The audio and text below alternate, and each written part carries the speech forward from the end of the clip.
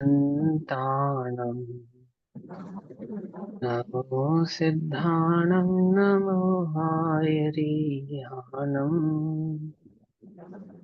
नमो वज्झायानं नमो लोये सवसाहुणम् ओंकारं बिन्दुसंयुक्तं नित्यं ध्यायन्ति योगिनः Ủa, मामदं qua đó, qua đó, nó ओंकाराय नमो नमः। ऊपर मङ्गलं भगवान् वीरो मङ्गलं गौतमौगणी मङ्गलं कुन्दकुन्दार्द्यो जैनधर्मोऽस्तु मङ्गलम् सर्वमङ्गलमाङ्गल्यं सर्वकल्याणकारकं प्रधानां सर्वधर्माणां जैनं जयतु शासनम्।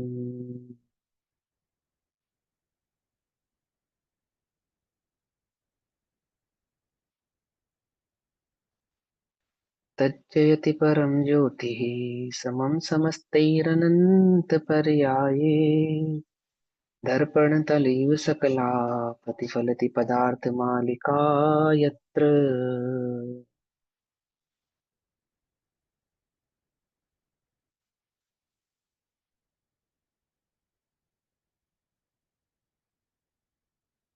हमारी रात्रिकालीन कक्षा का विषय चल रहा है श्री पुरुषार्थ सिद्धि उपाय। अपर नाम जिन प्रवचन रहस्य कोश। पुरुषार्थ सिद्धि उपाय के माध्यम से सम्यक दर्शन अधिकार में श्लोक नंबर 30 की चर्चा आज हमको करनी है। 29 नंबर के श्लोक तक हमने सम्यक दर्शन का स्वरूप, उसको प्रकट करने की विधि और जिनको सम्यक दर्शन प्रकट होता है ऐसे पुरुषों को कहो, आत्मा को कहो, जीवों को 8 प्रकार के अंग प्रकट होते हैं, लक्षण प्रकट होते हैं। और उन 8 प्रकार के अंगों को, लक्षणों को स्वरूप में 7 प्रकार के लक्षणों का स्वरूप हमने पढ़ा है वात्सल्य अंग तक। अब प्रभावना अंग के आधार से 23वें नंबर के श्लोक में उस सम्यक दृष्टि के 8वें अंग को समझते हैं। आत्मा प्रभावनीयो। सबसे पहले शब्द कहां से शुरू करा आचार्य अमृतचंद्र देव ने प्रभावना में? आत्मा। समझे? संपूर्ण जिन प्रवचन रहस्य कोश है ना, ये संपूर्ण जिनागम का एक ही भाव है, आत्मा। आत्मा बस, और कुछ नहीं। ठीक है? एक द्रव्य दूसरे द्रव्य का करता है, ये भाव ही नहीं है। प्रभावना के नाम पे हमें क्या याद आता है? आत्मा को छोड़ के बाकी सब याद आता है। आता नहीं आता? बोलो। वात्सल्य के नाम पे क्या याद आया? साधर्मी याद आया। आत्मा सहधर्मी आत्मा याद नहीं आया, साधर्मी याद आया। क्या? सहधर्मी और साधर्मी है, कुछ अंतर नहीं है। जैसे जैसे क्रमवर्ती और सहवर्ती। तो सहवर्ती क्या होते हैं? वो आनंद पूर्ण होते हैं ना, सहवर्ती साथ रहने वाले।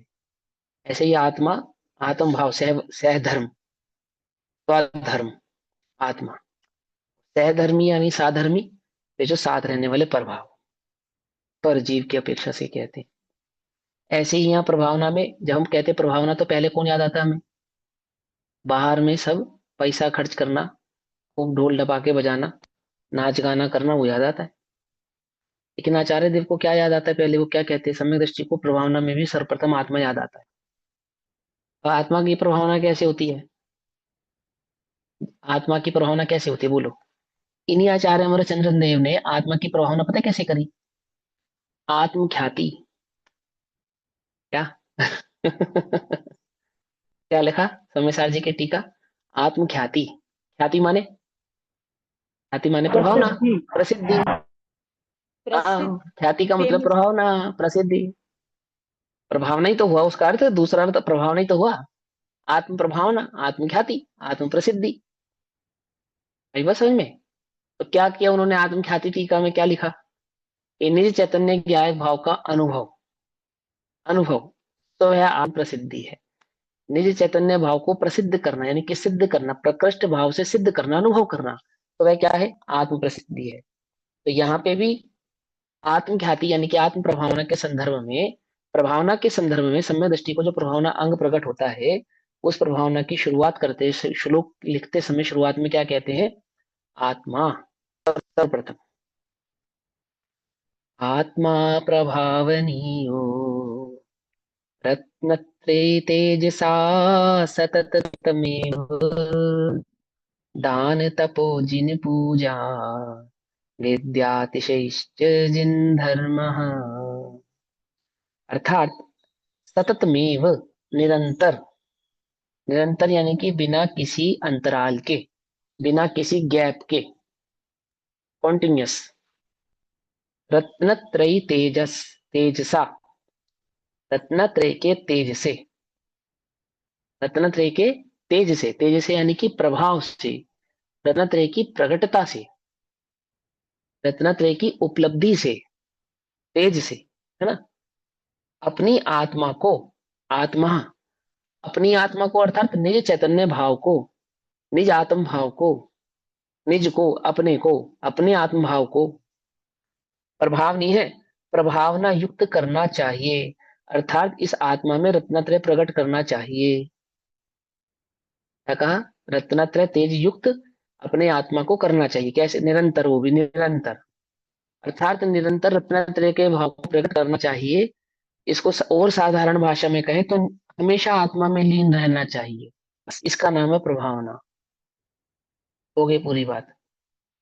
क्या करूं भैया प्रभावना के नाम पे? मुझे जैन धर्म की प्रभावना करनी है। बोले अपने आत्मा में लीन हो जाओ, बस हो गया प्रभावना, है ना? आती है, बस समझ में नहीं आती है। तीर्थंकर क्या कर रहे हैं? प्रभावना, आत्मा में लीन हो गए, बस लीन हो गए। फिर क्या हुआ? आत्मा में लीन होने के बाद वो जो केवल ज्ञान प्रकट हुआ, क्या जाना तुमने उस केवल ज्ञान में? किस जीव का किस काल में, किस द्रव्य के जिस क्षेत्र में कौन सी प्रक्रिया कैसे प्रकट होनी है, जाना या नहीं जाना? निमित्ताधीन दृष्टि का मिट जाना ही वास्तविक प्रभावना है। क्या कहा? निमित्ताधीन दृष्टि का मिट जाना, ये क्या है? ये सच्ची प्रभावना है। उसी प्रभावना को आचार्य अमरचंद्र देव ने कैसे कहा कि भैया आत्मा का अनुभव करो, ये प्रभावना है। आत्मा में लीन रहो, ये प्रभावना है। अब प्रभावना के नाम पे आत्मा को छोड़ बाकी सब याद आता है। आता नहीं आता? और ग्रंथ कौन सा चल रहा? चरणान योग का। गजब हो गया है। चरणान योग का ग्रंथ कह रहे हैं श्रावक धर्म की मुख्यता से, और उस श्रावक को क्या उपदेश कर रहे हैं? प्रभावना करने के लिए कि तुम अपनी आत्मा में लीन रखो, बस यही प्रभावना है। और यदि आत्मा से लीनता से बाहर आओ तो क्या करो? लीन ना रह पाओ, आत्मा में स्थिर ना रह पाओ तो क्या करो? तो सुनो क्या करो फिर। और दान तपो जिन पूजा विद्यातिशय, अर्थात दान तप जिन पूजन और विद्या के अतिशय से, अर्थात इनकी वृद्धि करके जैन धर्म की प्रभावना करनी चाहिए। धर्म की प्रभावना करनी चाहिए, है ना? जैन धर्म की इसकी प्रभावना अंग के संदर्भ में जो फुटनोट है रत्नाकर शावकाचार्य जी का, पेज नंबर 65 पर, 65 नंबर पेज पर, तो पहले एक बार फुटनोट पढ़ लेते हैं। विवेक पूर्वक जैसे बने, जैसे बने में सबसे पहले क्या लिखा ब्रैकेट में? विवेक पूर्वक। जैसे बने का मतलब ऐसा नहीं कि अविवेकी भाव से, जैसे भी, ऐसा नहीं। सबसे पहले कहते हैं विवेक पूर्वक। बुरी रीतियों का प्रवेश करके प्रभावना नहीं होती, बुरी रीतियों को निकाल कर, अविवेकी कार्यों को अलग करके ही सच्ची प्रभावना संभव है, प्रकट हो सकती है, अन्यथा नहीं हो सकती। विवेक पूर्वक जैसे बने, वैसे अज्ञान अंधकार के प्रसार को दूर करके, क्या करके? अज्ञान अंधकार के प्रसार को दूर करके, अज्ञानियों के द्वारा जो फैलाया गया भ्रम है, अज्ञानियों के द्वारा किए जाने वाले जो क्रियाकांड है, अज्ञानियों के द्वारा जो चलाया गया प्रोपोगेंडा है, या अज्ञानी जिसे धर्म मानकर कर रहा है, ठीक है ना? तो क्या करना? सम्यक प्रभावना, यानी कि क्रियाओं को सम्यक करना, शुद्ध करना, कार्य को शुद्ध करना, सम्यक करना, है ना? और धर्म के संदर्भ में धर्म के अंगों को, प्रभावनाओं को भी सम्यक प्रकार, शुद्ध प्रकार से विवेकपूर्ण करना, प्रसार कर दूर करके जिन शासन के महात्म्य का प्रकाश करना, जिन शासन के महात्म्य का, कि जिन शासन का क्या महात्म्य है, क्या उसकी भावना है, क्या उसका आदर है, क्या उसका मतलब है ना, प्रकाश करना प्रभावना अंग कहलाता है। रत्नाकरण श्रावकाचार श्लोक नंबर 18 के माध्यम से, है ना। अब इसकी टीका पढ़ते हैं। देखो थोड़ा सा हम समझते हैं कि जो हम प्रभावना करते हैं, जो दूसरों को प्रभावित करने के लिए की जाए, का नाम प्रभावना नहीं है। पहले तो आप ये समझो, धर्म के मर्म को समझकर, धर्म से प्रभावित होकर, इससे प्रभावित होकर, धर्म से प्रभावित होकर, धर्म से प्रभावित होकर अज्ञान, अपने अज्ञान को त्याग दें, क्या है ये प्रभावना है। क्या कहा, हम अपनी दुर्बुद्धि का त्याग कर देंगे, किससे प्रभावित होकर, धर्म से प्रभावित होकर, मार्ग से प्रभावित होकर। हम पहले पापाचरण करते थे, अब धर्म से प्रभावित हुए, फिर क्या किया हमने, पापाचरण छोड़ दिया। पकड़ में आती है, नहीं पकड़ में आती है बात। धर्म से प्रभावित होकर हमने अपने जीवन में संयम, तप, त्याग, अकिंचन आदि भावों को प्रकट किया, किससे प्रभावित होकर किया, होता ना। जैसे हम दुनिया में भी किसी से प्रभावित होते हैं, इन्फ्लुएंस में आकर, इन्फ्लुएंट होकर, है ना, किसी के इन्फ्लुएंस में आकर। अब यहाँ पे इन्फ्लुएंस शब्द अच्छा नहीं है, यहाँ पे बात है इन्फ्लुएंस के लिए एक अच्छा शब्द मैं कह सकता हूँ। चलो अभी सर मुझे ध्यान में आएगा प्रेरित तब मैं होकर। बताऊँ। Motivate sir. प्रेरित होकर, हाँ प्रेरित मोटिवेट या होकर। प्रेरित होकर कह सकते हैं। लेकिन और भी एक अच्छा शब्द है, वो मेरे माइंड में नहीं है, इंग्लिश में एक और अच्छा शब्द है इसके लिए, है ना। अभी बात करते करते आप लोगों से चर्चा करते करते आ जाएगा, सुनो पहले मेन बात समझते। तो धर्म से प्रभावित होकर जो कुमार्ग का त्याग होता है अपने जीवन में, अपने जीवन में, तो किसी किसी से के संसर्ग में आके, संपर्क में आके, अंत के संपर्क में आके, अच्छा अच्छे व्यक्तियों के संपर्क में आके हम प्रभावित होते हैं, और प्रभावित होकर क्या करते हैं, कुमार्ग इंस्पायर, का त्याग कर देते हैं। हाँ इंस्पायर इंस्पायर। होकर, हाँ इंस्पायर कह सकते हैं, हाँ इंस्पायर कह सकते हैं, अच्छा शब्द है इंस्पायर होकर। तो ऐसे ही हम अपने जीवन को कैसा बनाए, कैसा बनाए, कि हमसे इंस्पायर होकर आप ही जो धर्म की प्रभावना में लगेगा। अभी तो हम अपने बच्चों को इंस्पायर कर पाते, अपने परिवार के लोगों को ही नहीं कर पाते। तो वो पता है कितने स्वाद है ये, तुम सब पता है हमें, बड़ी आत्महत्या की बात करते हो, और सब देखते हैं हम तुम्हें सारा दिन, तुमसे पैसा नहीं छूटता, खाने की लोलुपता नहीं छोड़ती, क्रोध मन माया लोग नहीं छोड़ते, बात है तुम्हारी बड़ी है, ऐसे कहते नहीं कहते। तो वो तुमसे क्या प्रभावित हो रहे, नहीं हो रहे, तुम्हारे जीवन से प्रभावित हो रहे हैं या नहीं हो रहे, बोलो, नहीं हो रहे। हमारे मन वचन काया की चेष्टाओं से कोई प्रभावित नहीं हो रहा। लेकिन मन वचन काया की चेष्टा को मायाचारी पूर्वक ऐसा बनाना कि कोई प्रभावित हो, उसका नाम नहीं यहाँ पर कपट के त्याग का करके। कपट का त्याग तो पहले ही कर दिया ना, जब हमने वात्सल्य अंग आदि की चर्चा की, ऊपर के अंगों की चर्चा की, तो वहां दिखावटी परिणाम को तो पहले ही त्याग कर दिया। जिसको सम्यक दर्शन प्रकट हुआ है वो मायाचारी तो कर ही नहीं रहा है।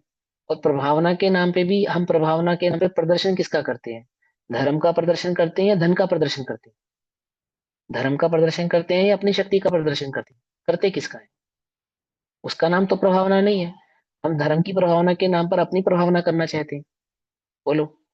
अपनी अपने दुकान का नाम लिखते हैं बड़ा बड़ा, हम तो किसकी प्रभावना करते हैं, कि धर्म की प्रभावना के साथ साथ हमारे कारोबार की भी प्रभावना हो जाएगी, हमारे व्यापार की भी प्रभावना हो जाएगी।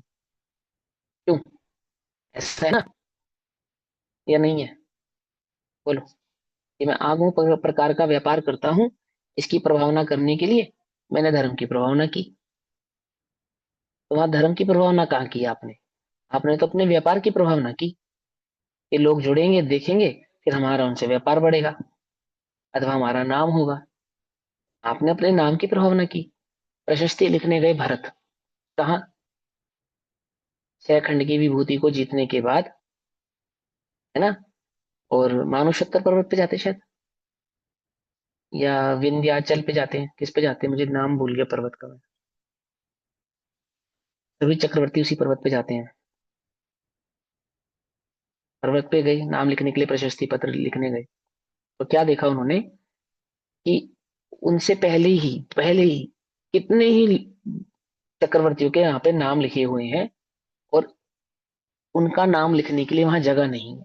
देखो पता है आपको क्या है, अभी तो ऐसा होता नहीं है, किसी भी चक्रवर्ती के साथ ऐसा नहीं होता है कि वो नाम लिखने जाए, अपनी प्रशस्ति लिखने जावे और वहां उसको प्रशस्ति के लिए जगह ना मिले। वहां एक शिला पहले से ही खाली रहती है उस वर्तमान तात्कालिक चक्रवर्ती का नाम लिखने के लिए। लेकिन चक्रवर्ती भरत के साथ ऐसा हुआ और उसको क्या कहा गया, अपवाद कहा गया, पंचम काल हुंडा सर्पणी का दोष कहा गया। लेकिन ये बतलाना, ये कथा सिर्फ दोष नहीं है, ये इंडिकेट कर रही है कि इस निकृष्ट काल में ये जीव अपने नाम की, अपने ईगो को सेटिस्फेक्शन करने की ना, ईगो सेटिस्फाई करने का, अपने नाम की परवाह ना करेगा, ये धर्म की परवाह नहीं करेगा। उसको उसको मोटिवेट करने के लिए, प्रेरित करने के लिए कथा कही गई कि देखो भाई सुनो, भरत जैसे चक्रवर्तियों को भी नाम लिखने के लिए अन्य का नाम मिटाना पड़ा, इस नाम में कोई दम नहीं है, कोई दम नहीं है। लेकिन हम प्रभावना के नाम पे क्या करते हैं, हम चाहते हैं कि हमारा नाम हो। और एक अच्छा हमने वो निकाला है तोड़ इसका, कुतर्क, कि भैया वो क्या है ना, जब लोगों को पता लगता है कि हमने ये अमुक प्रकार का दान किया है या अमुक प्रकार का कार्य किया है, तो प्रेरणा मिलती है, प्रेरणा। क्या मिलती है? प्रेरणा मिलती है। तो तुमको किसके दान से प्रभावित होकर प्रेरणा मिली थी? तुम किससे प्रभावित होकर, तुम किसकी प्रेरणा से दान कर रहे हो बताओ? तुम अपने ईगो सेटिस्फेक्शन के लिए दान कर रहे हो, या तुम्हें तुम्हें भी वास्तव में किसी की प्रेरणा से ये दान का परिणाम उत्पन्न हुआ है? अपने से पूछो, पूछो अपने आप से। और जो देखा देखी होवे, उसका नाम प्रभावना नहीं है। जो धर्म से प्रभावित होकर, रत्नत्रय से प्रभावित होकर, अंतर में धर्म के भाव को प्रेरित होकर, अंदर से प्रेरित होकर जो कार्य किया जाता है। अब तुमने देखा देखी व्रत ग्रहण कर लिए तो क्या होगा, बोलो व्रतों का स्वरूप? 5,000 राजाओं ने आदिनाथ भगवान को देखा देखी व्रत ग्रहण कर लिए, फिर क्या हुआ उन 5,000 का? क्या हुआ बोलो? कुछ हुआ? धर्म देखा देखी नहीं होता है, एक भी अंग धर्म का देखा देखी नहीं होता है, क्योंकि उसने किया था उसको देखकर हम भी करेंगे। देखा देखी की बात नहीं है। यहाँ तो वस्तु स्वरूप अंतरंग में प्रकट हो गए, वो वस्तु स्वरूप की ललक प्रकट हुए, उसका भाव प्रकट हुए, आत्म भाव प्रकट हुए, धर्म का मर्म अंतरंग में प्रकट हुए, और फिर वो कार्य हुए। तो वो यहाँ पर उस सम्यक दृष्टि का अंग कहलाता है। मिथ्या दृष्टि सम्यक दृष्टियों की नकल तो कर सकते हैं, क्या कहा, पर नकल भी वो वास्तविक नहीं कर सकते। कोई गरीब अमीर की नकल करने की कोशिश करे, जैसे आपने कहावत सुनी होगी, कौवा चला हंस की चाल। सुनी या नहीं सुनी? क्या है वो कहानी, कि उस कौवे को लगा मैं हंस या मोर बन जाऊंगा, तो मोर के टूटे हुए पंख उसने उठाकर अपने चोंच उसमें पूंछ में लगा लिए। क्या क्या प्रेरणा देती है कहानी मालूम है? कि आप जगत में जो देखा देखी कार्य करेंगे ना, तो हास्य के पात्र बनेंगे। ये हंसी के ही पात्र बनेंगे, कुछ नहीं होने वाला उससे, आपको कोई लाभ नहीं होने वाला। समझे नहीं समझे? ऐसे ही जो धर्म आदि भाव होते हैं, प्रभावना आदि भाव होते हैं, वात्सल्य आदि अंग होते हैं, ये दिखावे के लिए नहीं किए जाते, देखा देखी नहीं किए जाते हैं। ये वस्तु स्वरूप को समझ के, भली प्रकार से समझ के किए जाते हैं। ठीक, अपना नाम करने के लिए हम प्रभावना के नाम पर वास्तव में तो अपना ही नाम करते हैं। अथवा अब क्या लिखा था यहाँ पे, प्रभावना के अंग में विवेक पूर्वक, ब्रैकेट में डाले ना, विवेक पूर्वक। तो हम विवेक, क्या क्या विवेक धारण करते हैं? भगवान ने कहा, भगवान महावीर का संदेश, अहिंसा परमो धर्म, अहिंसा परम धर्म है। पर अहिंसा का ही हम विवेक नहीं रखते प्रभावना के नाम पर। क्या कहा? भक्ष अभक्ष का ही विवेक नहीं रखते हम प्रभावना के नाम पर, है? प्रभावना के नाम पर अभक्ष वस्तुओं का आदान प्रदान करते हैं, बांटते हैं, प्रभात फेरी आदि में। अथवा भगवान के वो जो रथ आदि निकलते ना, उसमें पान मसाला गुटखा आदि खाकर भी लोग प्रभात फेरी में आते हैं, जहां तहां थूकते हैं, जहां तहां कुछ भी फेंकते हैं, गंदगी करते हैं। ये क्या है? ये प्रभावना हो रही है? ये तो सदाचार है, लोकाचार है। अभी तो लोकाचार ही समझाना पड़ रहा है। असली प्रभावना तो किसे कहते हैं वो तुमको समझना पड़ेगा। आत्मा में रत्नत्रय का भाव प्रकट होवे, रत्नत्रय का परिणाम प्रकट हुए, उसका नाम प्रभावना है, अंतरंग में। और सम्यक प्रकार से, सम्यक सम्यक भावों में जो दान किया जाए, तप किया जाए, और जिन पूजन आदि किए जाते हैं विद्या आदि के अतिशय से, अर्थात स्वाध्याय आदि के उपकरण बांटना, छपवाना, स्वयं स्वाध्याय करना, जिन मंदिर बनवाना, जिन दर्शन करना, है ना, औरों को जिन दर्शन की प्रेरणा करना, ठीक, इसी प्रकार से तप करना, दान करना, ये सब प्रभावना के अंग कहलाते। लेकिन तप का प्रदर्शन नहीं, तप करना और तप का प्रदर्शन करना उसका नाम प्रभावना नहीं है। दान करना और दान का प्रदर्शन करना उसका नाम प्रभावना नहीं है। क्या कहा? जो सहजता से अंतरंग परिणामों से विशुद्ध परिणामों से दान आदि किए जाते हैं, वो सहज ही क्या हो जाते हैं? सहज ही क्या हो जाते हैं? प्रभावना अंग बन जाते हैं। आपने वो देखी है, गोमटेश्वर बाहुबली भगवान की प्रतिमा? गोमटेश्वर बाहुबली भगवान की प्रतिमा है ना गोमटेश्वर में, किसके द्वारा बनाई गई थी वो? किसके द्वारा बनाई गई थी? चामुंडा। हाँ, राजा चामुंड राय, है ना? आपको मालूम है राजा चामुंड राय ने और क्या काम किया है इस एक प्रतिमा को बनाने के अलावा? मालूम? नहीं मालूम ना? जो गोमट सार चामुंड राय थे गोमट सार राजा, की रचना की। हाँ हाँ, गोमट सार ग्रंथ की टीका कन्नड़ लिपि में, कन्नड़ लिपि में टीका की है। समझे? गोमट सार, जानते हो गोमट सार क्या है? गोमट सार ग्रंथ है। ये समझो आप एक प्रकार से क्वांटम फिजिक्स है आज की डेट की, वो सबसे मुश्किल सब्जेक्ट है ना वो। फिजिक्स का क्वांटम फिजिक्स सब्जेक्ट सबसे मुश्किल माना जाता है। तो जैन दर्शन का सबसे मुश्किल सब्जेक्ट समझ लो आप, गोमट सार, सबसे डिफिकल्ट सब्जेक्ट।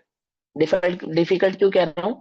बहुत बुद्धि की सूक्ष्मता और शार्पनेस चाहिए उसको समझने के लिए, जबरदस्त शार्पनेस चाहिए, उपयोग की बड़ी स्थिरता चाहिए। हर किसी के असाधारण बात नहीं है गोमट सार सार जैसे ग्रंथ को पढ़ के समझना, और फिर समझ के उसकी टीका करना, फिर उसकी टीका करना, है ना? ऐसे गोमट सार ग्रंथ को पढ़ के समझ कर अपने गुरु से, और फिर उसकी टीका उन्होंने उस राजा ने की। मैं ये कहना चाह रहा हूँ कि वो राजा सिर्फ जो प्रतिमा बनवा रहा है, सिर्फ प्रतिमा बनवा रहा है ये उसकी प्रभावना नहीं है। वो स्वयं धर्म से प्रभावित होकर स्वाध्यायशील वो व्यक्ति है ना, धर्म के मर्म को जानता है, पहचानता है। ऐसा वो सम्यक दृष्टि, सम्यक दृष्टि कह रहा हूँ उसको, है ना, सम्यक दृष्टि जीव। और वह प्रतिमा आदि का निर्माण आदि भी कराता है। खाली प्रतिमा के निर्माण कराने से महान नहीं है वो, उसकी उनकी एक्चुअल महानता वो गोमट सार ग्रंथ की जो टीका है ना, जैसे वो प्रतिमा जीवंत है एक प्रकार से आज तक अमर, ऐसी वो गोमट सार की टीका उनकी, गोमट सार ग्रंथ को अमर करने वाली वो टीका है। और उसी टीका के आधार से, कन्नड़ की उसी टीका के आधार से पंडित टोडरमल जी ने सम्यक ज्ञान चंद्रिका की रचना की है। संतुष्टि आदि की जो रचना हुई उसमें सम्यक ज्ञान चंद्रिका की, वो उसी टीका के आधार से हुई। अब पंडित टोडरमल जी का कहें, उनकी प्रभावना सुनो आप पंडित टोडरमल जी की। तो पंडित टोडरमल जी के नाम के आगे लगता है आचार्य कल्प, लगता है। तो क्यों लगता है उनके नाम के आगे आचार्य कल्प? कि जो काम पंडित टोडरमल जी ने किया है वो वास्तव में बीज बुद्धि वाले, बीज बुद्धि एक रिद्धि होती है, ठीक है, बीज बुद्धि रिद्धि, बीज बुद्धि रिद्धि वाले आचार्य ही कर सकते हैं, साधारण व्यक्ति नहीं कर सकता। समझे? अतिशोक्ति नहीं कह रही आपको। अभी तक में जितना भी पंडितों के द्वारा कार्य हुआ है, विद्वानों के द्वारा कार्य हुआ है, उसमें सर्वोच्च कोटि का कार्य है सम्यक ज्ञान चंद्रिका की टीका। सर्वोच्च कोटि का कार्य है जो पंडित टोडरमल जी ने की है।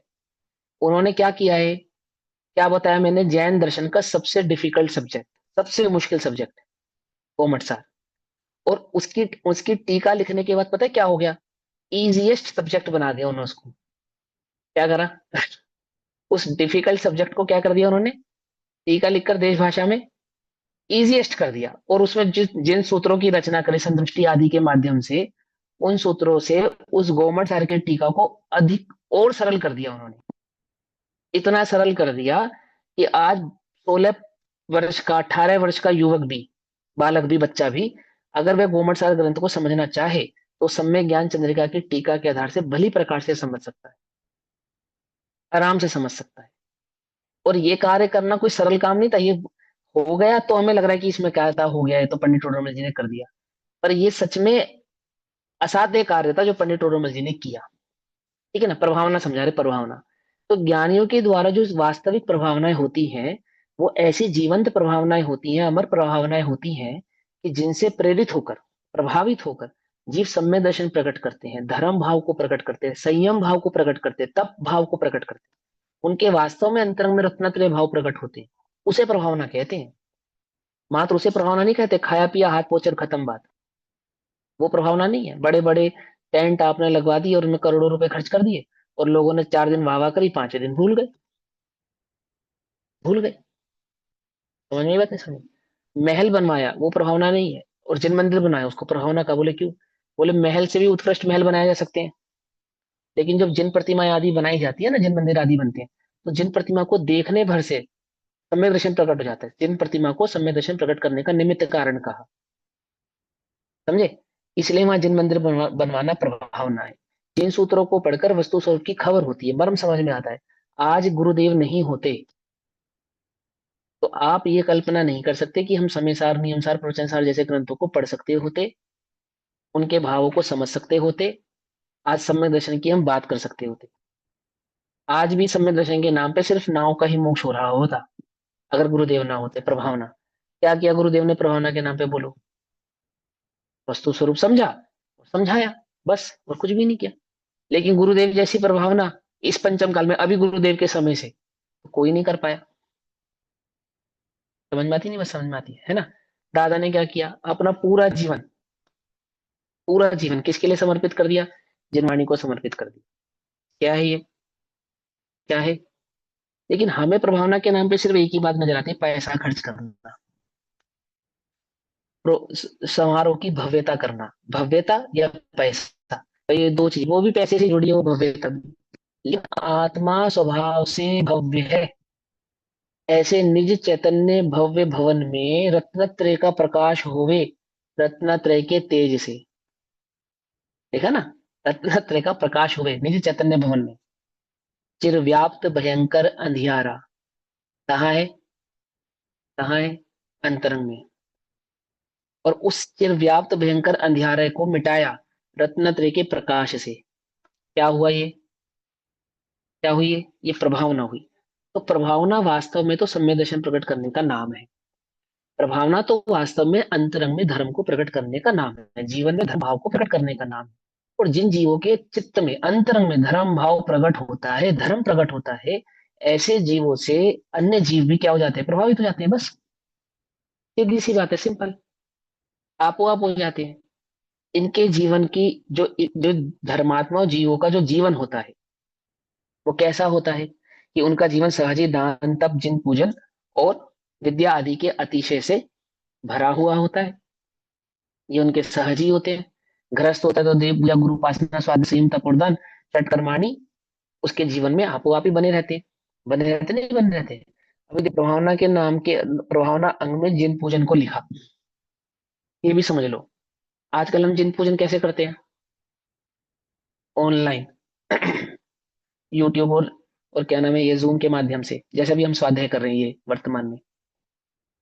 हैं? कायदे में तो कैसा होना चाहिए? मंदिर में होना चाहिए, मालूम, स्वाध्याय भवनों में होना चाहिए। अच्छी बता रहे हैं, ये कोई अच्छी बात नहीं है, लेकिन ठीक है, अभी कर रहे हैं। पर इसको अच्छा मत समझो, संतुष्ट मत रहो इसमें। मैं कर रहा हूँ, अभी भी ऑनलाइन कर रहा हूँ ना, लेकिन मैं इसको पर्सनली, मेरे से कोई पूछे, मैं इसको अच्छा नहीं मानता, ये बहुत खराब है। मंदिर सोने हो गए, स्वाध्याय ये भवन सोने हो गए। कोरोना के काल से चालू हो गए। हाँ हाँ, हो गए, कोई बात नहीं। हो गए ना, तो कोरोना तो चला गया। दुकानें खुल गई, घर खुल गए, सब कुछ खुल गया, मंदिर क्यों बंद रह गए मेरे भैया? उन्होंने तुम्हारा क्या बिगाड़ा है ना? वो भी तो खुलने चाहिए। तो सोने हो गए वो। तो जिन पूजा कहा प्रभावना, प्रभावना मतलब वो जो आप मंदिर जाते हैं, वहां दर्शन करते हैं, अर्घ चढ़ाते हैं, उससे क्या प्रभावना होती है? क्या प्रभावना होती है? संतति चलती है, संतति। संतति चलती है, एक कल्चर मेंटेन होता है। समझ में आई बात? नहीं समझ में आई? हम बचपन से, हम छोटे थे तो हमारे मम्मी पापा हमको क्या कहते थे? कि ब्रेकफास्ट नहीं मिलेगा, पहले मंदिर होकर आओ। क्या? नाश्ता तब मिलेगा जब वो पहले मंदिर होकर आओ। अपने को नहीं पता मंदिर क्या है, कैसे करना, दर्शन कैसे करना। दौड़ के जाते थे, टीका लगाते थे, चावल रखते थे और आ जाते थे। कभी माथा टेक भी लेते थे, कभी नहीं भी टेकते थे। लेकिन वो जो संस्कार था, जाना और आना, जाना और आना, तो फिर क्या हुआ? उस रूटीन ने अंतरंग में पहले देव दर्शन के प्रति प्रेरित किया, फिर स्वाध्याय के प्रति प्रेरित किया, है ना? और धीरे धीरे अंतर में धर्म भाव प्रकट होने लगा। कैसे हुआ ये? यदि वो रूटीन ही मेरे अंदर नहीं होता, हमारे अंदर नहीं होता, तो हम प्रभावित नहीं हो सकते थे। गोपाल दास वरैया जी, मालूम कैसे जैन बने थे? कैसे बने थे? वरैया जी की कथा है, गणेश प्रसाद वर्णी जी की कथा है। गणेश प्रसाद वर्णी जी मंदिर के बाहर बाहर बैठे थे, ब्राह्मण थे या साटी जाति के, जैन मंदिर के बाहर थक के बैठ गए। मंदिर के अंदर प्रवचन हो रहा था। उस प्रवचन की बात उनके कान पर पड़ी, सुनी उन्होंने, इतने प्रभावित हुए, जैन हो गए। बोलो मंदिर नहीं होता, मंदिर में स्वाध्याय नहीं हो रहा होता, फिर कैसे होते वो? कहाँ उनके कानों में बात पड़ती? कुछ बात समझ में आती नहीं आती है? किसको कहा?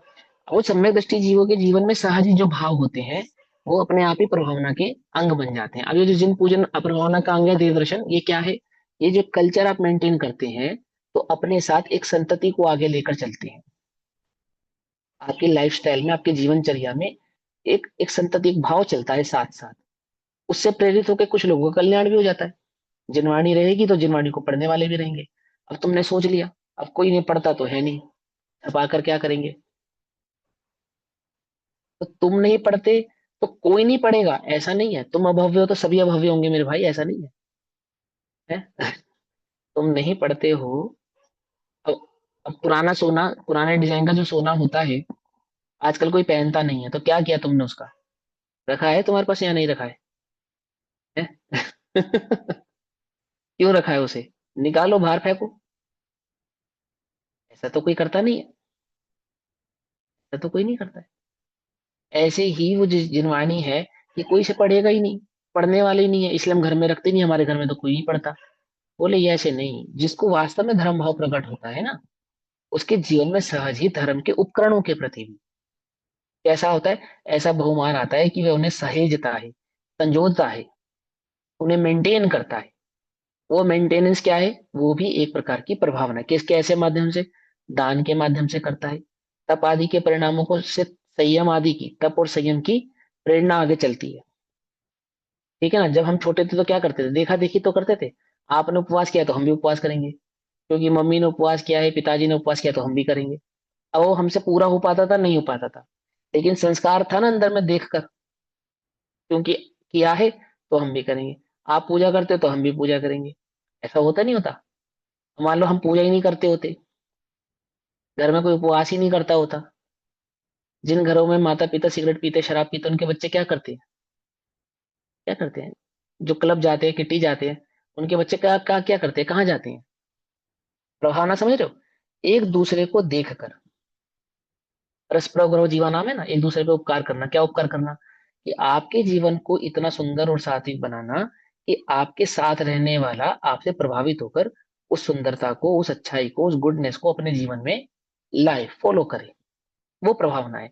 दिखावे के लिए धन खर्च करना, उसका नाम प्रभावना नहीं है। दिखावे के लिए कोई कार्य करना, उसका नाम प्रभावना नहीं है। मैंने उपवास किया है सारी दुनिया जाने, उसका नाम प्रभावना नहीं है। उसका नाम प्रभावना नहीं है। पारणा आदि के नाम पे जो हम करते हैं, पैसा खर्च करते हैं और बहुत बड़े बड़े आयोजन करते हैं, उसका नाम नहीं। यहाँ कहते हैं जिसमें शुद्ध सात्विक धर्म भाव का बीजारोपण हो सके। और वह बीजारोपण धर्म भाव का उसी के जीवन से होता है जिसने स्वयं रत्नत्रय के मार्ग को सही प्रकार से पकड़ा हो, समझा हो और प्रकट किया हो। अगर तुम्हें सचमुच प्रभावना करनी है, तुम्हें लगता है कि हाँ हमारे निमित्त से जिनागम की प्रभावना होनी चाहिए, तो पहला काम करो क्या? सम्य दर्शन प्रकट करो। पहला करो आप। फिर दूसरा काम क्या करें? करना नहीं पड़ेगा, सहज ही हो जाएगा। बाकी कोई कार्य आपको करने की आवश्यकता नहीं पड़ेगी। आप सहज समझ जाएंगे जिन दर्शन की क्या महिमा है, जिन पूजन की क्या महिमा है, स्वाध्याय की क्या महिमा है, मंदिरों की क्या महिमा है, तप और संयम की क्या महिमा है, ये आपको बतलानी नहीं पड़ेगी। या आप ही आपके जीवन में प्रकट होगी ही होगी। पहले में पहला क्या करो? आत्मा प्रभावनीयो। किस प्रकार? तो रत्नत्रय तेजसा सततमेव, निरंतर, हमेशा, ऑलवेज क्या करो? रत्नत्रय के तेज से निज चैतन्य का प्रकाश करो, अनुभव करो, प्रकट करो। ठीक। अब टीका पढ़ते हैं। रत्नत्रयी तेजसा सततम एव आत्मा प्रभावनीय, अर्थात रत्नत्रय के तेज से निरंतर अपनी आत्मा को प्रभावना संयुक्त करना चाहिए। अर्थात निरंतर रत्नत्रय का भाव आपके आत्म भाव में प्रकट होना चाहिए। सम्यक दर्शन ज्ञान चरित्र का जो परिणाम है, जो भाव है, वो आपके आत्म भाव में, आपके निज चैतन्य सदन में प्रकट होना चाहिए। नहीं है तो क्या करे भैया? प्रकट करने का प्रयास करो, प्रयास करो। पहले में पहला काम तो ये करो। पहला काम क्या करो, रत्नत्रय प्रकट करने का प्रयास, सम्य दर्शन प्रकट करने का प्रयास, पहला काम। यदि सचमुच तुम्हें जिन धर्म से प्रेम है, तुम सचमुच उसकी प्रभावना करना चाहते हो, तो क्या करो, क्या करो, सम्य दर्शन का उपाय करो। पहला काम तो तुम्हें यही करना है, दूसरा नहीं कि भैया मैं दान करूंगा, मैं मंदिर बनवा दूंगा, ऐसा कर दूंगा, ऐसा कर दूंगा। इतना किया तो शाबाश, दान किया, व्रत किया, उपवास किया, संयम धारण किया, मंदिर आदि बनवाया, जनवाणी आदि छपवाई, इतना किया तो शाबाश, शाबाश। परंतु, परंतु आप स्वयं प्रभावित नहीं हुए और दूसरों को प्रभावित करते चले गए। आप स्वयं तो प्यासे रह गए और सारे जगत में पानी बांटते चले गए। क्या कहा, क्या कहा, कुछ बात समझ में ही नहीं, वो नहीं। क्या कहते हैं, अपने अंतरंग में रत्नत्रय का भाव प्रकट करना, पहला काम, पहला काम, ठीक। तो क्या कहते हैं, और दान तपो जिन पूजा विद्यातिशय, जिन धर्म प्रभावनीय, विद्यातिशय तथा दान तप जिन पूजा विद्या चमत्कार आदि से। अब वो चमत्कार आदि से कहने का अतिशय, विद्या आदि के अतिशय, चमत्कार कहने का वो तंत्र मंत्र वाला चमत्कार नहीं है। एक ये चमत्कार का बड़ा दुरुपयोग हुआ है शब्द का। चैतन्य में भी चमत्कार होता है, पर चैतन्य चमत्कार कहते हैं उसको। तो वो चमत्कार तंत्र मंत्र से जुड़ा है क्या? चमत्कार का मतलब होता है अद्भुत, अद्भुत, समझे, चमत्कृत कर देने वाला, उसको कहते हैं चमत्कार। अब ये क्या रूढ़ी हो गया, चमत्कार तंत्र मंत्र से जोड़ते हैं हम लोग। तो हमें चमत्कार के नाम पे वो जादूगिरी ही दिखाई देती है, वो जादूगरी करके और वो चमत्कार कर देना है ना। चमत्कार से की गई प्रभावना आंशिक प्रभाव, सच्ची प्रभावना नहीं होती, झूठी प्रभावना होती, समझे। जो चमत्कार से प्रभावित होते हैं वो देखो, बुरा नहीं मानना, दो कौड़ी के लोग होते हैं, है भगवान आत्मा, भगवान आत्मा है, भगवान आत्मा, ठीक है। हाँ, उल्टा नहीं पकड़ना, छल ग्रहण नहीं करना। दो कौड़ी के क्यों कह रहा हूं मैं ये बात, आज यहाँ चमत्कार है तो यहाँ प्रभावित हो गए, कल कहीं और चमत्कार होगा तो वहां प्रभावित हो जाएंगे, सिंपल। उनको तो चमत्कार के आगे सर झुकाना है ना। आज सच्चे देव शास्त्र गुरु के मंदिरों में चमत्कार है तो वहां आ गए, कल कुदेवों के यहाँ चमत्कार होगा तो वहां पहुंच जाएंगे। बात समझे, उनको थोड़ी है ना, वो हिंदू है ना वो मुसलमान है। क्या कहा? वो तो फिर मेहंदी का लोटा है, वो तो जहां के जहां ढलान होगी वहां लुढ़क जाएगा, वहां लुढ़क जाएगा। और जिनके साथ चमत्कार नहीं होंगे उनका क्या होगा, बोलो। जिनके सर पे सिगड़ी जली, चमत्कार नहीं हुआ। 3 दिन तक स्याली ने खाया, चमत्कार नहीं हुआ। तब लोहे गहने पहनाए, चमत्कार नहीं हुआ। उनका क्या होगा? जरूरी तो नहीं सभी के साथ चमत्कार हो जाए। तो जब चमत्कार नहीं होगा तो जैन धर्म का क्या होगा, धर्म का क्या होगा, आत्मा का क्या होगा, आत्मा के मार्ग का क्या होगा, रत्नात्रय के मार्ग का क्या होगा? अकलंक बच गए, निकलंक को बचाने तो कोई नहीं आया, चमत्कार नहीं हुआ। पंडित टोडरमल जी को बचाने कोई नहीं आया, वहां तो कोई चमत्कार नहीं हुआ है। बनारसी दास जी के जीवन में कोई चमत्कार नहीं हुआ, चमत्कार की कल्पना ही करते रहे बेचारे, है। एक एक ज्योतिष या कहो मांत्रिक बनारसी दास जी को बेवकूफ बना गया, मालूम कैसे बेवकूफ बना गया? उनके पास जो पूंजी थी वो पूंजी ले गया और ये कहकर कि मैं तुमको एक मंत्र देता हूँ, और तय खाने में बैठकर, तय खाना समझते हो किसे कहते हैं, हैं? टॉयलेट को कहते हैं पैखाना, टॉयलेट। तो टॉयलेट के स्थान में मैंने पैखाने में बैठकर इस मंत्र का इतने दिनों तक जाप करना। और फिर उसके बाद क्या होगा कि जब तुम इतना मंत्र इतने दिन जाप करते करते पूरे हो जाएंगे ना, फिर जब तुम तहखाने से बाहर निकलोगे तो तुम्हें रोज एक स्वर्ण मुद्रा तहखाने के बाहर पड़ी हुई मिलेगी, ऐसा। और वो उसकी बातों में आ गए पंडित जी। वो तहखाने में बैठकर कैसे तैसे उस मंत्र का जाप करने लगे। उसके द्वारा बतलाया गया निश्चित समय पूरा होने के बाद, अब वो मुद्रा तो मिलने से रही। तो फिर उनको मैंने 3 महीने या 6 महीने बाद मालूम चला कि भैया हमें, अब मेरे साथ तो क्या हो गई, ठगी हो गई। आई समझ में? उन्होंने बड़े रस लेकर उसका वर्णन किया है। बनारसी दास जी बड़े गजब के व्यक्ति थे, मालूम, उनकी अर्धकथानक हिंदी साहित्य की सबसे पहली ऑटोबायोग्राफी है, आत्मकथा कहते हैं जिसको, सबसे पहली हिंदी साहित्य में, उससे पहले कभी किसी ने ऑटोबायोग्राफी लिखी ही नहीं थी, सर्वप्रथम उनके द्वारा लिखी गई। और वो इतने निष्पाप तरीके से लिखी गई है कि जर्नली ऑटोबायोग्राफी में क्या होता है कि आदमी अपने जीवन की अच्छाई अच्छाइयां लिख देता है, पर उन्होंने अपने जीवन की उन बुराइयों को भी लिखा जिसको अक्सर लोग छुपा जाते हैं, बताते नहीं है। ठीक है ना। उन्होंने अपनी बारीक से बारीक बुराइयों का उसमें वर्णन किया, और बहुत ही उदार हृदय के साथ। आप कल्पना नहीं कर सकते, पढ़ोगे आपको बड़ा मजा आएगा, मुझे तो बहुत अच्छी लगती है वो, पढ़ता हूँ तो। ऑटोबायोग्राफी अर्ध कथानक के नाम से, और उसको सर्वश्रेष्ठ बायोग्राफी का अवार्ड भी मिला हुआ है। उस अर्ध कथानक को हिंदी साहित्य जगत में सर्वोत्तम बायोग्राफी के नाम से वो इंगित है, चिन्हित है। ठीक है ना। तो मैं क्या बतलाना चाहता हूँ कि वो जो चमत्कार के बल पे प्रभावना होती है, वो चमत्कार के समाप्त हो जाने पर अंतरंग में उस धर्म का भाव भी समाप्त हो जाता है। चमत्कार से प्रभावित होकर धर्म धर्म से प्रभावित होने वाले, वो धर्म बदलने में देर नहीं लगती। आती बात समझ में नहीं आती, इसलिए उसको मैंने क्या कहा, वो बिल्कुल टुच्चा इंसान है एकदम, जो चमत्कार से प्रभावित होता है। और जो वस्तु स्वरूप को जानकर प्रभावित होते हैं, उन्हें सियाल ने भी खाए तो वो दिखते नहीं है। वो दिखते नहीं, उनके सर पे सिगड़ी भी जला दी जाए तो वो दिखते नहीं है, प्रभावित नहीं होते हैं, घबराते नहीं है कि कोई देव आएगा मेरी रक्षा करेगा, ऐसा उनके चित्त में विकल्प नहीं है। क्योंकि मैं धर्म करता हूं इसलिए मेरे जीवन में कोई चमत्कार घटित होगा, बिल्कुल भी नहीं होगा, बिल्कुल झूठी बात। बिल्कुल झूठी बात, एकदम 1% भी इस बात की तो कल्पना ही मत करना। और अगर हो जाए गलती से, तुक्के से हो जाए, तो प्रभावित मत होना। समझ जाना कि तुम्हें ठगने के लिए हुआ है ये चमत्कार, पक्की बात है। ये अगर चमत्कार घटित हुआ है तो कहीं ना कहीं मुझे ठगने आया है, ये देखने आया है कि मैं कितना सच्चे सचमुच जैन धर्म से प्रभावित हूँ, वस्तु स्वरूप को सच्ची में मेरे चित्त में वो प्रकट हुआ है या नहीं हुआ है। बिल्कुल नहीं, 1% भी नहीं।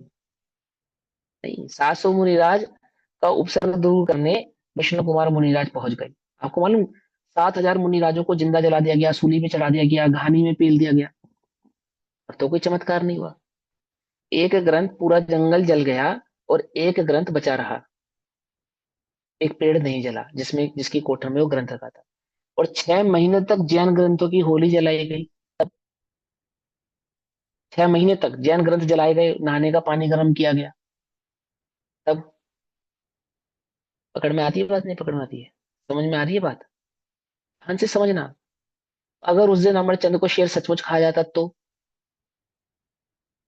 यदि उस दिन शेर सुदर्शन की सूली का सिंहासन नहीं बनता तो तो जैन धर्म महान नहीं होता ना।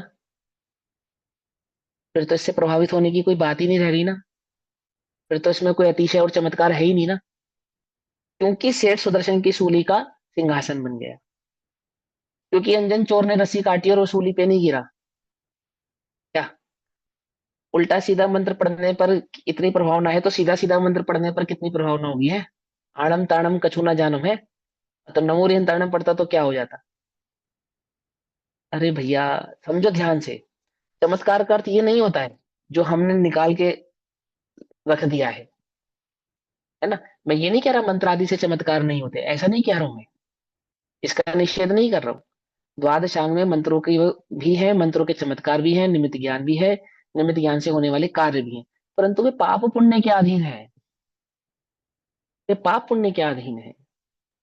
और जब पाप पुण्य के अधीन होते हैं तो वहां मंत्रों की आवश्यकता नहीं पड़ती। अर्धचक्रियों को मंत्र नहीं पढ़ना पड़ता प्रति नारायण से उस चक्र को अपने अधीन करने के लिए कुछ नहीं करना पड़ता। पुण्य का उदय आता है, प्रति नारायण का पुण्य क्षीण होता है, नारायण का पुण्य तीव्र होता है। जो चक्र छोड़ा जाता है मारने के लिए, किसको? नारायण को, वही चक्र प्रति नारायण का घात कर देता है, और जिसके लिए जिसको मारने के लिए छोड़ा था ना, उसके अधीन हो जाता है।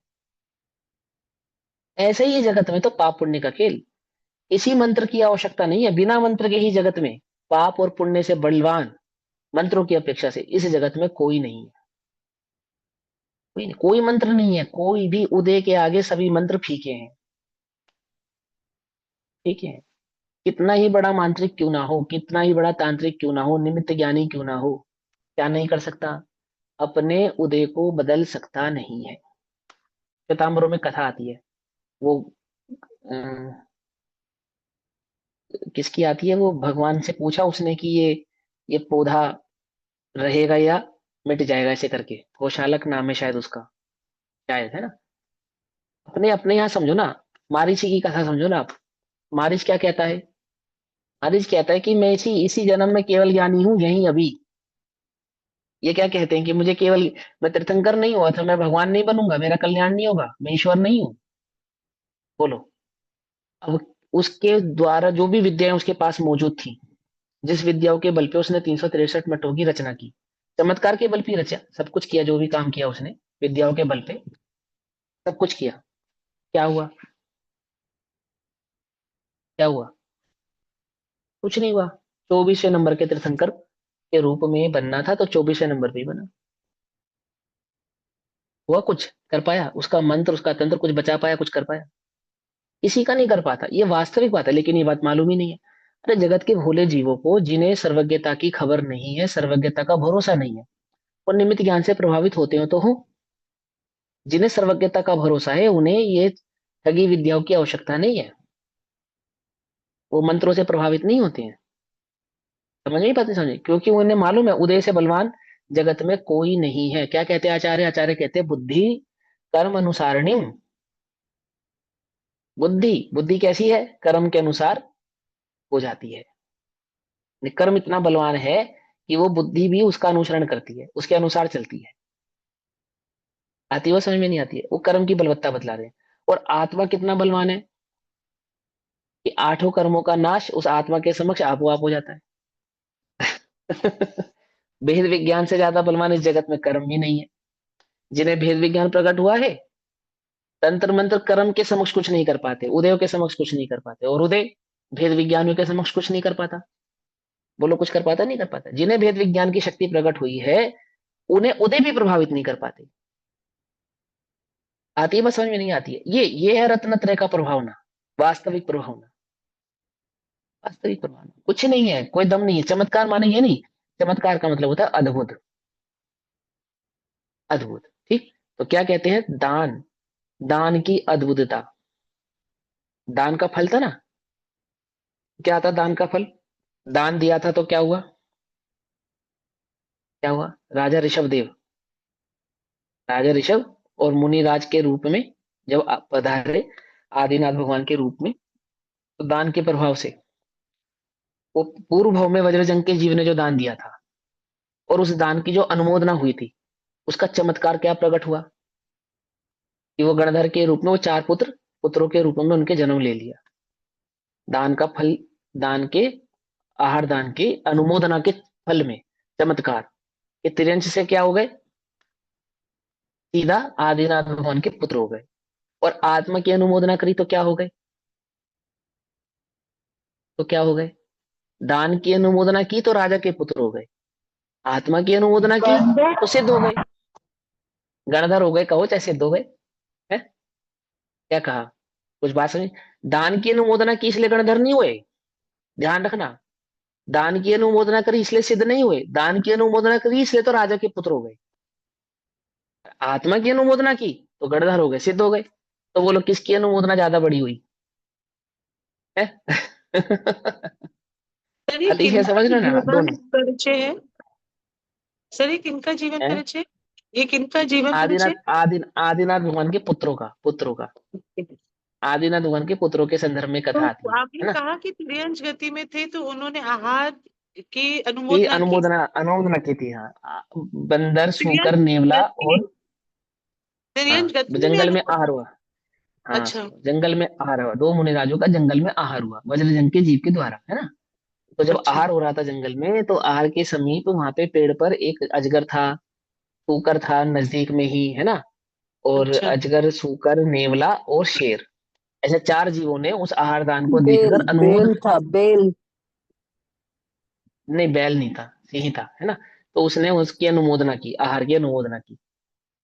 तो अनुमोदना की, तो उनको पुण्य बंध हुआ। और उस पुण्य बंध के कारण क्या हुआ कि वो तिरंज गति से निकलकर मनुष्य गति में सीधा राजा के पुत्र हो गए। तो आदिनाथ भगवान की, ठीक। और वहां सम्य दर्शन आदि भाव प्रकट किया, आत्मा की अनुमोदना की, तो क्या हुआ? वो गणधर हो गण सिद्ध हो गए। तो मैं ना ध्यान से अनुमोदना की अर्थात आत्मा का अतिशय जो अंतरंग में प्रकट किया।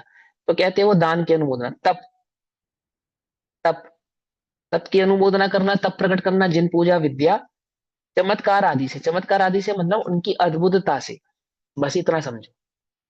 ठीक है ना, ये मंत्र आदि की भाव बात यहाँ पे नहीं समझना, सिर्फ इतना समझना। चमत्कार आदि कहने का मतलब है कि उसकी अतिशयता जो आपके अंतरंग में प्रकट होती है। चमत्कार करने थोड़ी पड़ते हैं। और वो सेठ सुदर्शन कोई मांत्रिक थोड़ी थे, कोई तांत्रिक थोड़ी थे, कोई निमित्त ज्ञानी थोड़ी थे। वो हो गई सूली का सिंहासन हो गया उनकी पवित्रता से, उनके उदय के कारण। देवों द्वारा देव स्वयं प्रेरित होकर आ गए। और नहीं भी आते, कर्म का उदय तीव्र होता तो नहीं आते तो नहीं भी आते, नहीं आते तो नहीं भी आते। या शास्त्रों में सारी कहानियां वही है कि देव आ ही गए और जान बच ही गई। ऐसी कोई कहानी नहीं है कि जहां कोई नहीं आया है। ज्यादा कहानियां वो है जहां कोई नहीं आया, जहां कोई मंत्र काम नहीं आया। समझे? अधिकतर कहानियां वो हैं। कदाचित पुण्य के उदय से प्रभावना, इस प्रकार के चमत्कार भी होते हैं। लेकिन तुम चमत्कारों की प्रभावना से अगर प्रेरित होकर जैन धर्म में लगोगे तो चमत्कार नहीं होगा, तो तुम्हारी तो श्रद्धा बदल जाएगी। होते हैं तो उनका भी वर्णन है। नहीं भी होते, नहीं भी होते। और चमत्कार होना ही होता तो वो 7 दिन तक वो होली क्यों जलती 700 मुनिराजों के इर्द गिर्द? अग्नि में क्यों तपाए जाते वो? 7 दिन पहले क्यों नहीं हो गया चमत्कार? पाराशनाथ भगवान के साथ चमत्कार पहले क्यों नहीं हो गया? धरणेन्द्र और पद्मावती के रूप में वो 7 दिन बाद ही क्यों आए? 7 दिन पहले क्यों नहीं आए? वो 7 दिन तक कर्म का उदय नहीं था तो नहीं आए। 7वें दिन के बाद कर्म का पुण्य का उदय आया तो उनको भी प्रेरणा हो गई, वो प्रेरित होकर आ गए। आते हैं ना समझ में? हाँ, तो क्या कहते हैं, चमत्कार आदि से जैन धर्म की प्रभावना करना चाहिए। भावार्थ, प्रभावना, प्रभावना के संदर्भ में हमने नीचे फुटनोट पढ़ लिया ना। अर्थात अतिशय प्रकट करना। प्रभावना का मतलब क्या है? अतिशय प्रकट करना। अतिशय प्रकट करना का अर्थ, अतिशय का अर्थ क्या है मालूम? आह्लाद, आनंद। याद है? नहीं याद है? प्रवचन सारजी में आया ना 6 लक्षण, उसमें आह्लाद लक्षण बताया अतिशय का। आह्लाद माने आनंद लक्षण बताया। ठीक है ना, आह्लाद यानी कि आनंद प्रकट होना। इसके आधार से आनंद प्रकट होना, कैसा आनंद प्रकट होना? अपने आत्मा का अतिशय तो रत्नत्रय प्रताप प्रताप बढ़ने से प्रकट होता है। अपने आत्म भाव के आश्रय से प्रकट होने वाला जो आनंद भाव है, शांति है, शांति है, आनंद है, निष्प्रहता है, निकाशाय भाव है, अनाकुल परिणाम है, वह तो आत्मा के अतिशय तो रत्नत्रय प्रताप बढ़ने से प्रकट होता है। और जैन धर्म का अतिशय प्रचुर दयादान से, प्रचुर दयादान से। दया क्या है? दया का संदर्भ हमने वात्सल्य आदि के संदर्भों में भली प्रकार से पढ़ा, स्थितिकरण में पढ़ा। ठीक है ना? दया किसको कहना? आत्मा में राग द्वेष भावों की उत्पत्ति ना होना वास्तविक दया है। और किसी जीव से राग द्वेष का परिणाम नहीं रखना, वो जीवों पर दया है, बस सिंपल। किसी से प्रति आप राग द्वेष का परिणाम मत रखो, होगी ना दया। राग का परिणाम रखोगे तो भी प्रॉब्लम है। देखो, सीता को रामचंद्र जी से अति राग था, तीव्र राग। ठीक, फिर क्या हुआ? तो सीता का जीव अपनी सीता की पर्याय को पूरा करके कहा हुआ, प्रतीन्द्र नाम का 5वें स्वर्ग में देव हो गया, सीता का जीव। और राग था ना रामचंद्र जी के प्रति, तो वहां उसको राग याद आया अपने रामचंद्र जी का। तो राग याद आया जब उसको अंदर में रामचंद्र जी की याद आई, तो उसने अपना वो लगाया ध्यान, वो अवधि ज्ञान। तो अवधि ज्ञान से उसको मालूम चला कि रामचंद्र जी इस समय जंगल में मुनि अवस्था में तपस्या कर रहे हैं। तो राग के वशीभूत होकर, ध्यान से समझना क्या कह रहा हूं मैं, राग के, द्वेष के नहीं, राग के वशीभूत होकर वो रामचंद्र जी पे उपसर्ग करने पहुंच गया। किसके वशीभूत होकर? द्वेष के वशीभूत होकर नहीं, राग के वशीभूत होकर, और उपसर्ग करने पहुंच गया। और उसने उपसर्ग किया किस पे? रामचंद्र जी पे। इस भावना से उपसर्ग किया कि आप अभी अभी मोक्ष मत जाओ, अभी आप स्वर्ग में आ जाओ, और फिर हम, आप मेरे साथ कुछ काल रहो, फिर बाद में हम दोनों ही मोक्ष चलेंगे, इस भावना से। आती है बात समझ में? नहीं समझ में आती है? इसलिए वहां राग भी क्या है? क्या है ना? वो हिंसा है, दया नहीं है, दया नहीं है। तो क्या कहते हैं कि दया का परिणाम यानी कि आत्मा में राग द्वेष की उत्पत्ति नहीं होना, ये प्रभावना है। और पर से भी राग द्वेष का भाव नहीं रखना, ये प्रभावना है। और धर्म के प्रति, धर्मी के प्रति, धर्मायतनों के प्रति जो सहज ही प्रशस्त राग होता है, जो शुभोपयोग के साथ, शुद्धोपयोग के साथ बरतता हुआ शुभोपयोग होता है, सहज ही होता है। चौथे पांचवे छठे आदि गुण स्थानों में सहज ही, जो धर्म की रुचि के कारण, तो उस वह जो राग होता है जिसको प्रशस्त राग कहते हैं, शुभोपयोग कहते हैं, शुद्धोपयोग के साथ वर्तने वाला, ऐसा चौथे पांचवे छठे आदि गुण स्थानों में होने वाला जो शुभोपयोग है, वो कैसा होता है? वो वो आपो आप ही, अपने आप ही विवेकपूर्ण होता है, विवेकपूर्ण होता है। ठीक है ना? वो प्रतीन्द्र नाम का जो देव है ना, जो उपसर्ग कर रहा था, राग के वशीभूत होकर, तीव्र राग के वशीभूत होकर, फिर बाद में उसका जब राग हल्का पड़ा, कम हुआ, तो उसको समझ में आया ये मैं क्या कर रहा हूँ, ये तो करने योग्य काम ही नहीं है, मैं तो बहुत अपराध कर रहा हूँ। फिर उसने क्षमा मांगी, समझे? प्रतिक्रमण किया, आलोचना की कि अहो ये मेरे द्वारा करने योग्य कार्य नहीं था, ये तो मुझसे गलत हो गया, ऐसा तो मुझे नहीं करना चाहिए। उन महामुनि के समक्ष नतमस्तक होकर अपने उस कृत की वो क्षमा करता है, मांगता है। ठीक। तो मैं कहना चाहता हूं कि यदि किसी के कदाचित राग की तीव्रता में, ज्ञानियों के जीवन में भी कोई काम ऐसा हो भी जाए, लेकिन विवेक का वहां पर अभाव नहीं होने के कारण तुरंत ही क्या होता है, अपने उस राग को अशुभ राग से हटाकर शुभ राग में कन्वर्ट कर देते हैं। क्या शुभ राग कन्वर्ट कर देते हैं? कि वो जो जिनेंद्र की भक्ति है, देवशास्त्र गुरु के प्रति जो भक्ति का परिणाम है, आदर का परिणाम है, सत्कार का परिणाम है, वात्सल्य का परिणाम है ना, यथा योग्य जिसके प्रति जो वात्सल्य होना चाहिए, वात्सल्य भाव होना चाहिए, वो जो प्रकट हो जाता है, वो उसको वहां पर दया का परिणाम किया। और जीवों के प्रति जो अभयदान का परिणाम है मुनिराजों को, सो वह दया है। यहाँ ग्रस्तों को जो स्वपर का विवेक है, भक्ष अभक्ष का विवेक है, वो दया है। आमुक आमुक जीवों से बैर आदि भाव नहीं मुझे बांधना, निदान आदि के परिणाम मुझे नहीं करने चाहिए, क्रोध आदि के, लोभ आदि के परिणाम मुझे नहीं करने चाहिए। ये जो तुम्हारे अंतरंग में भाव प्रकट होंगे, ये सब दया है।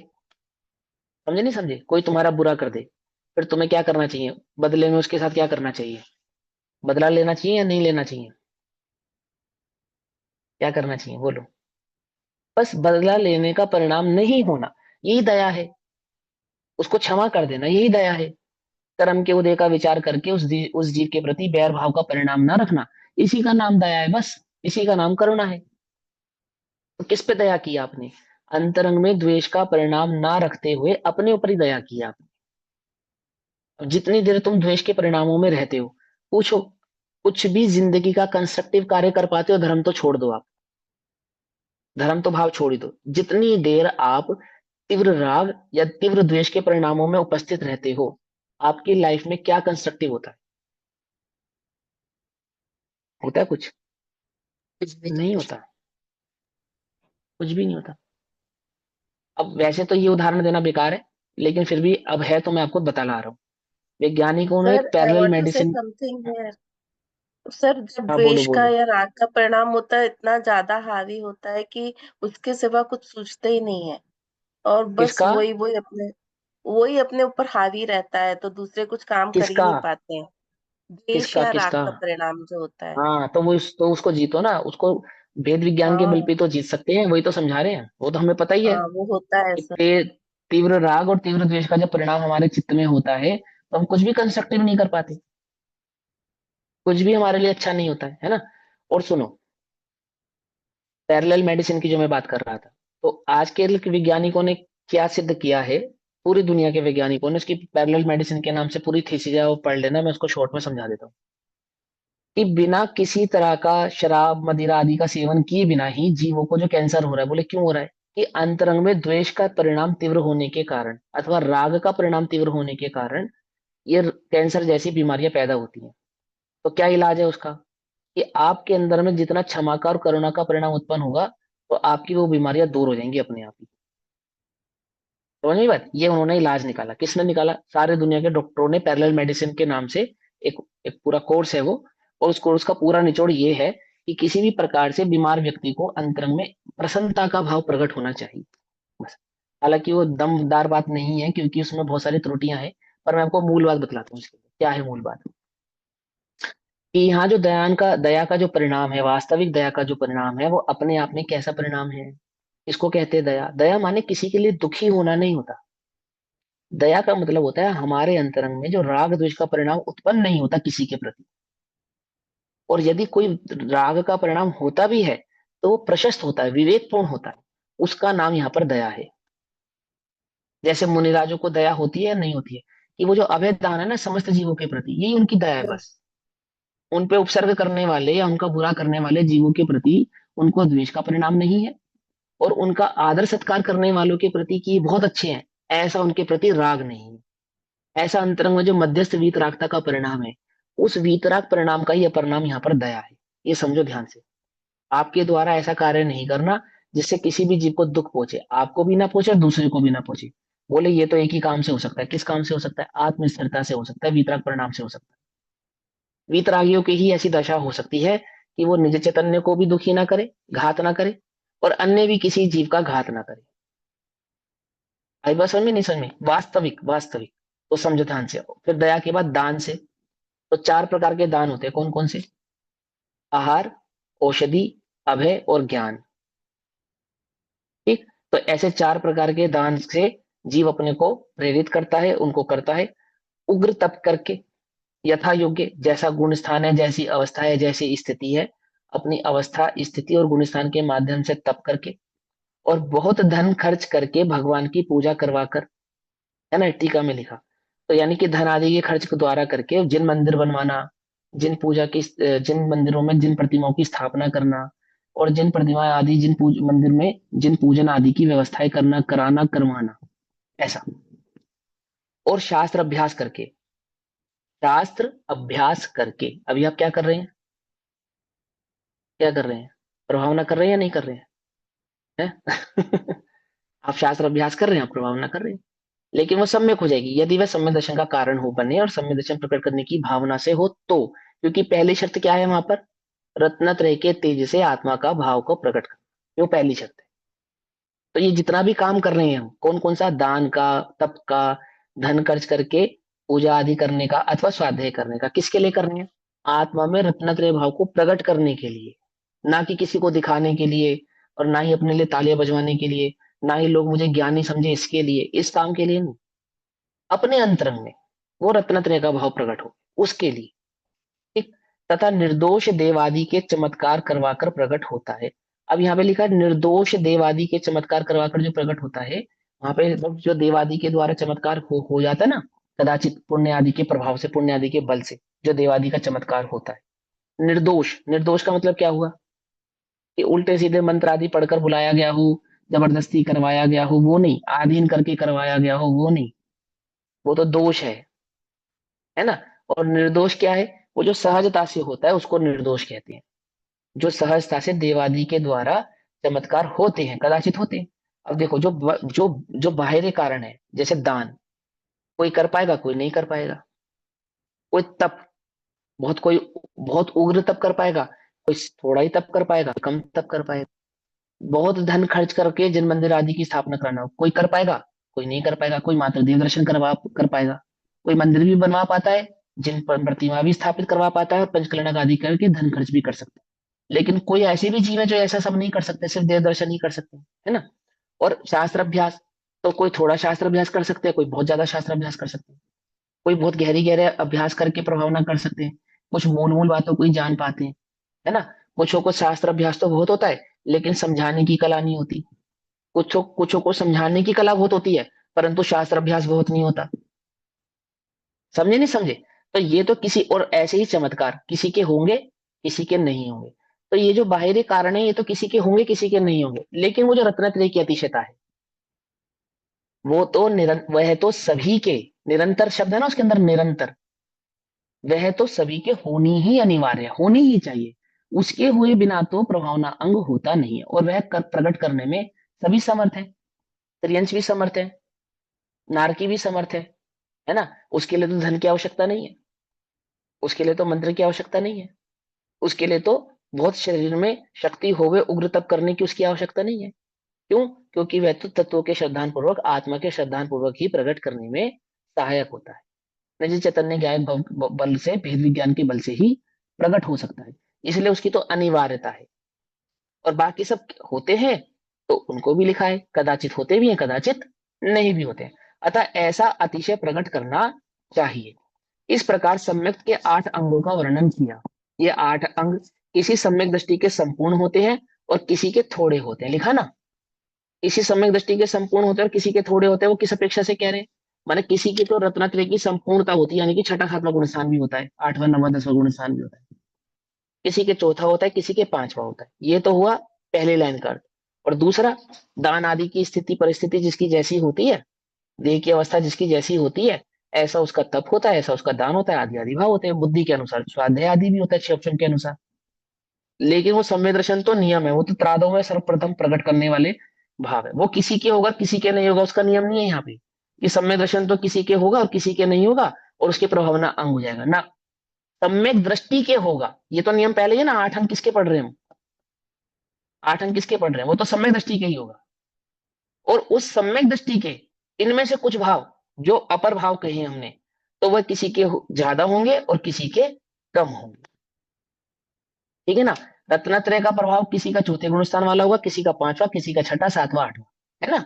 और इसी प्रकार से दान आदि में लगाना, उसकी अवस्था अनुसार, जिसकी जैसी अवस्था होगी उसके वैसा होगा। किसी के गौण रूप से तथा किसी के मुख्य रूप से होते हैं। किसी के थोड़े होते हैं, किसी के अधिक होते हैं, किसी के गौण होते हैं, किसी के मुख्य होते हैं।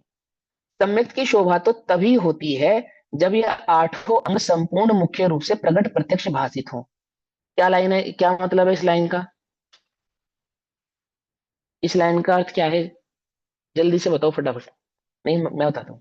केवल सम्यक ज्ञान। दर्शन की शोभा तो, आठों अंग एक साथ प्रकट होते हैं सम्यक। हाँ हाँ, तो केवल ज्ञान भी कह सकते हैं और मुनिपना भी कह सकते हैं। सम्यक की शोभा तो तभी होती है जब शुद्धोपयोग पूर्वक वर्तेगा, ऐसा संपूर्ण भाव। वो जो केवल ज्ञान का कारण है, ऐसा शुद्धोपयोग हो अथवा वह केवल ज्ञान हो, ये है उसकी वास्तविक शोभा।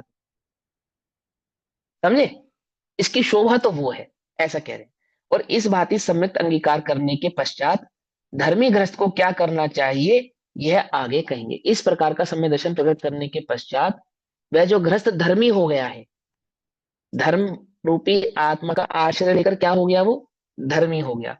ऐसा सम्यक दृष्टि जो धर्मी है, ऐसे धर्मी जीव को जो गृहस्थ, उसको क्या करना चाहिए आगे कहेंगे। इस प्रकार श्रीमद अमरचंद्र सूरी विरचित पुरुषार्थ सिद्धि उपाय, जिसका अपर नाम जिन प्रवचन रहस्य कोश है, सम्यक दर्शन वर्णन नामक प्रथम अधिकार समाप्त होता है। ठीक, बाकी चर्चा हम यथा योग्य समय पर करेंगे। तब तक के लिए सभी को जय जिनेन्द्र। ओम नमः सिद्धेभ्य।